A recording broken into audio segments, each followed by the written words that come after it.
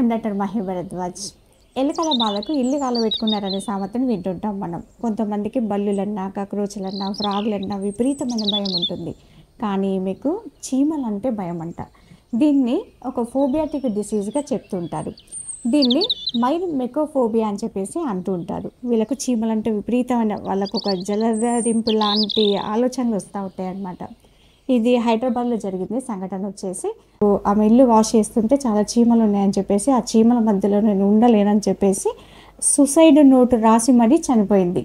ఆ సూసైడ్ నోట్లో తనకు ఒక 2 years కూతురు కూడా ఉంది. ఆ కూతుర్ని చాలా బాగా చూసుకోమని వాళ్ళ భర్తకు అప్పచెప్పుకుంటూ కొన్ని మొక్కులు కూడా ఉన్నాయి నాకు అన్నవరం తిరుపతిలో, వాటిని కూడా తీర్చండి అని చెప్పేసి ఆ చీమలకు వాళ్ళ ఇంటిని ఇచ్చేసి ఆమె సూసైడ్ చేసుకొని చనిపోయింది. పోలీసులు ఇన్వెస్టిగేషన్ కూడా చేస్తున్నారు. నిజంగానే చీమల బాధకే చనిపోయిందా లేదా మరే ఇతర కారణాలు ఏమైనా ఉన్నాయా అని చెప్పేసి.